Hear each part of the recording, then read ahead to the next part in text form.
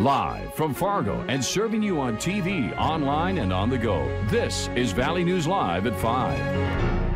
Today marks the first day of a major road project in West Fargo. Cheyenne Street is now closed from 32nd Avenue to 40th Avenue South as crews start on a 6-month construction project to widen the road. The road closure is causing detours and delays in multiple spots along the route, with one of those being the 40th Avenue intersection. That's where Valley News Live's crime and safety reporter Bailey Hurley is, and she joins us live now with what drivers can expect in the next few months. Bailey, what's it like out there?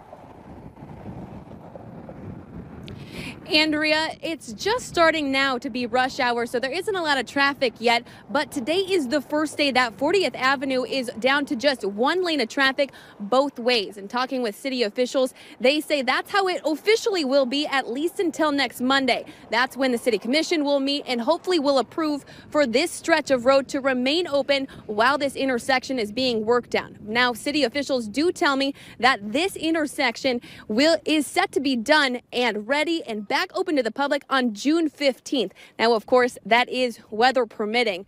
But now, since Cheyenne Street is closed from 32nd Avenue all the way here to 40th Avenue, traffic is being rerouted a little bit west to 9th Street. Now, the only problem with that is that there are 3 major elementary schools in West Fargo on that road. So West Fargo police say that they will be increasing their patrols in the coming weeks, especially while school is still up. And they say that parents in that area are encouraged to have their kids walk or bike to school to decrease the amount of traffic on 9th Street. Reporting live in West Fargo, Bailey Hurley, Valley News Live. All right, thanks, Bailey. The Red River in Fargo-Moorhead is working toward its peak for the flood of 2019. Right now, it's just shy of the predicted 35-foot crest. That's about 17 feet over flood stage. There's a lot of water swallowing up large sections of the metro area along the river. Jack Williams Stadium is underwater. Bridges are closed and traffic in parts of the city, including downtown, is rerouted. This is also the first test for Fargo's new flood wall system. And although it's not over yet, this flood will go in the record books in the top 10 since levels began being recorded back in 1902. The United States Geological Survey measured the Red River in Fargo yesterday, showing water flowing in 19,500 cubic feet per second. Now, if you can imagine a 1 by 1 by 1 cube, there's 19,500 of those going by this cross-section in the river every second. Also, in rural parts of Cass and Clay counties, the flood fight is raging on. It's the Overland Flooding causing the problems there. A number of rural roads are either closed or have water topping them.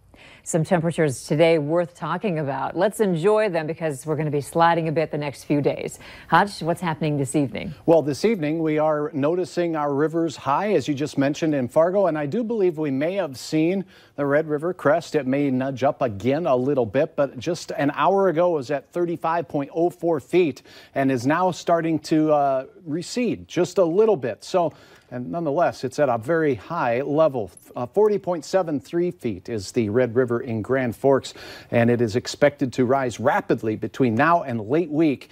Also, the Maple River and near Mapleton, still very problematic, but some good news there with regards to its level after Tuesday. We're expecting it to start going down. We know many in rural parts of Cass County struggling with floodwaters, as many others. A few thunder showers, Grant County, Minnesota, and more moving out of Canada tonight means we could have a chance for some showers, northerly wind punching some cooler air our way, Andrea.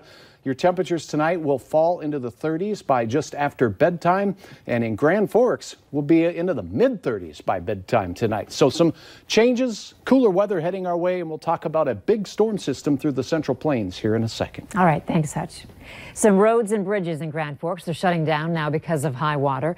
Demers Avenue near the Red River and the Sorley Bridge are now closed, so crews can install part of the flood wall. Both pedestrian bridges are also blocked, as are lower levels of Lincoln Park Drive. The north portion of Shady Ridge Court is closed due to water. Grand Forks is preparing for an unexpected crest of about 48 feet on Friday. That's still a major flood, but nothing like the record setter of 54.3 feet from back in 1997.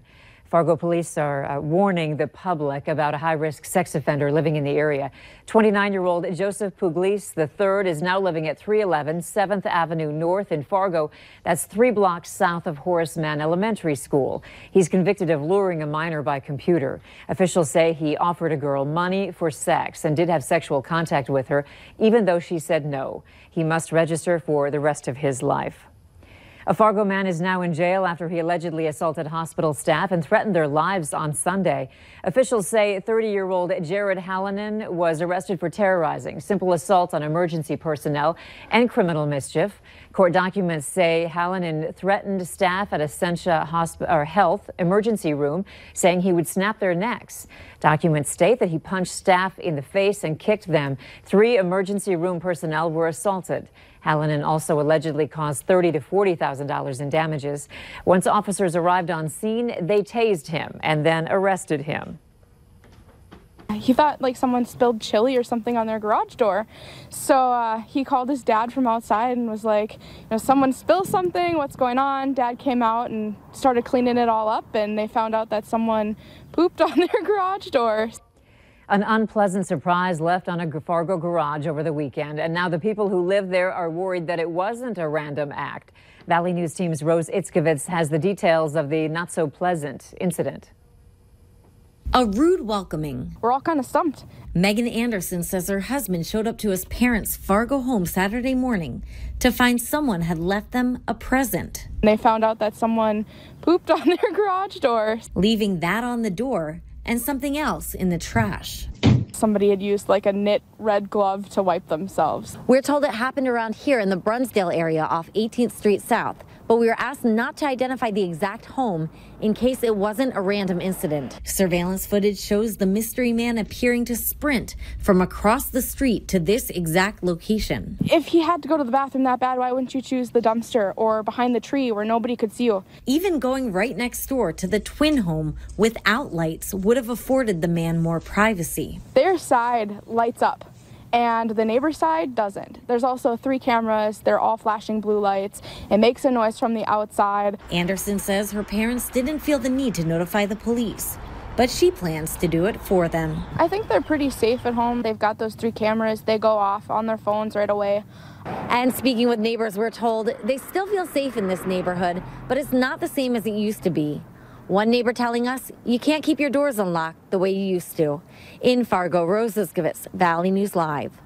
Fargo police tell us since the garage door was closed and the offense was committed on the outside, it would only be considered disorderly conduct. But had the man entered into the garage and committed the act inside, it would be considered a burglary. There's a lot of excitement around tonight's championship game in Minneapolis as the Texas Tech Red Raiders take on the University of Virginia. With more on the widely anticipated matchup tonight, we send it out to Valley News Team's sports director, Beth Houle, who is live in Minneapolis with more. Beth? Yeah, you know what, Andrea? The Final Four round offered up a pair of tightly contested defensive battles here in Minneapolis. A combined 11 points were the difference in the 2 semifinal games. And the hero from game 1 was Kyle Guy from Virginia.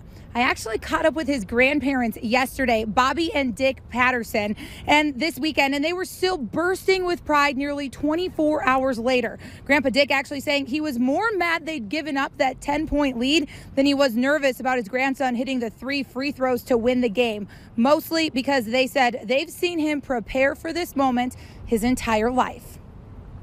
I knew he could hit them, all 3 of them. I have faith in him, and all of his life, since he was real little, he has always wanted to be the person who scored the winning shot. It's like in the driveway when he was little, we would be out there, okay, you hit 25 free throws straight and we can go inside.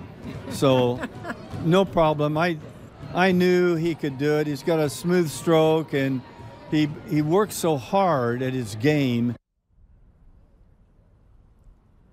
Now, on the other side of that, the hero for Texas Tech was Matt Mooney, the grad transfer from South Dakota that NDSU fans might remember seeing last year in the Summit League. He seems to shine brightest on the biggest stage. He had 22 points leading the field in their semifinal on Saturday night against Michigan State, as well as 4 3-pointers. Maybe his biggest feather in his cap, though, was defending Cassius Winston of Michigan State. Winston widely considered the best guard in the entire league. Winston would finish with one of his worst performances of the season, going 4 for 16 from the field. We've got plenty more squaring up this matchup tonight at 6 on Valley News Live, but for now, reporting live from US Bank Stadium, I'm Beth Houle. Sounds like fans are in for a great game tonight. Thank you, Beth.